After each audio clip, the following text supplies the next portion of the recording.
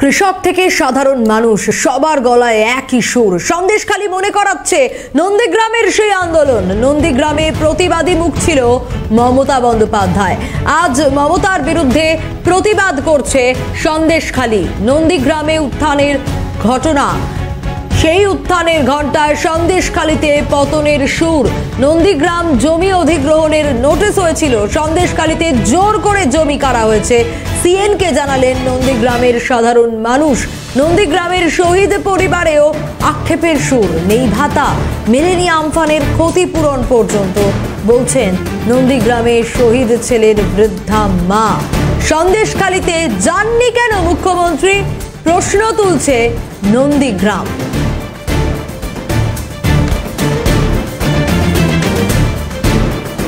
খালি নিয়ে যখন চর্চার শেষ নেই, ঠিক তার মাঝখানে আমরা হাজির হয়েছিলাম নন্দীগ্রামে।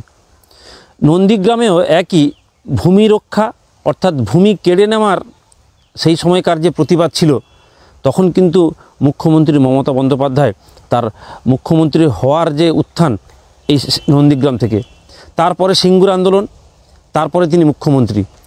কিন্তু সেই মুখ্যমন্ত্রী মমতা বন্দ্যোপাধ্যায়ের ভূমিকা যদি দেখা যায়, তাহলে সন্দেশখালী এলাকার সাধারণ মানুষ বারংবার কিন্তু তারা প্রতিবাদ করছেন যে অন্তত মুখ্যমন্ত্রী এই ঘটনায় তিনি কিছু একটা বলুক বা তিনি তাদের পাশে থাকুক, কিন্তু কোনো প্রকার কোনো সদুত্তর পাওয়া যাচ্ছে না মুখ্যমন্ত্রীর কাছ থেকে।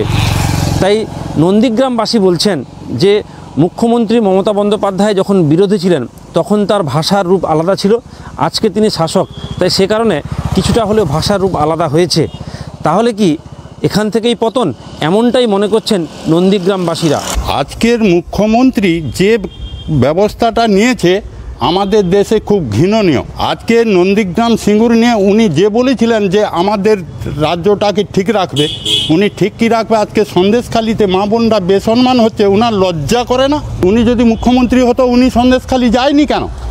উনার গিয়ে দেখা উচিত ছিল যে আজকে সন্দেশখালীতে মা বোনরা বেসম্মান হচ্ছে, রাত 12টার সময় মিটিং করতে যাচ্ছে। কোন রাজ্যের মুখ্যমন্ত্রী উনি? উনি কি আমাদের পশ্চিমবাংলার মুখ্যমন্ত্রী? উনার লজ্জা করা উচিত ছিল, উনাকে অবিলম্বে পদত্যাগ করা উচিত। ওই রকম মুখ্যমন্ত্রী দেশের দরকার নেই। আজকে আমাদের দেশের মা বোনরা বেসম্মান হচ্ছে, বেইজ্জত হচ্ছে, আর উনি বাইরে বাইরে ঘুরে বেড়াচ্ছে। উনার কোনো দায়িত্ব নেই। অন্য দলের লোকরা যাচ্ছে, তাদের আটকে দিচ্ছে। কিসে উনার জন্য আইন আলাদা, আমাদের জন্য কি আইন আলাদা?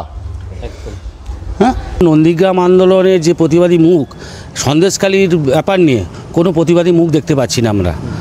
এবং উনি এই ব্যাপারে কোনো মুখ খুলছেন না বা কারোর সম্বন্ধে কোনো প্রশাসনকে লেলিয়ে দিয়ে অনেক কিছু করছেন, যেটা সাধারণ পাবলিক, মহিলারা বিশেষত নির্যাতিত এবং ধর্ষিতা হচ্ছেন এই এলাকায়। ওনার কোনো প্রতিবাদ মুখ, সেই মুখটা আমরা এখন বর্তমান মুখ্যমন্ত্রী হিসেবে দেখতে পাচ্ছি না। বর্তমান সন্দেশখালী থেকে ওনার পতন শুরু হলো, কেননা তো মহিলারা প্রতিবাদ করছে, রাস্তা অবরোধ করছে, বিভিন্ন রকম কার্যক্রমে যুক্ত থাকছে। কেন? তাদের নিশ্চয়ই তারা নির্যাতিতা, ধর্ষিতা এবং তারা আতঙ্কিত, এই জন্যই হচ্ছে। নন্দীগ্রামে সব শুধু নোটিশটা দেওয়া হয়েছিল, সেখানে যদি যে অত্যাচার, তার কয়েক গুণ অত্যাচার হচ্ছে সন্দেশখালীর মহিলাদের উপরে।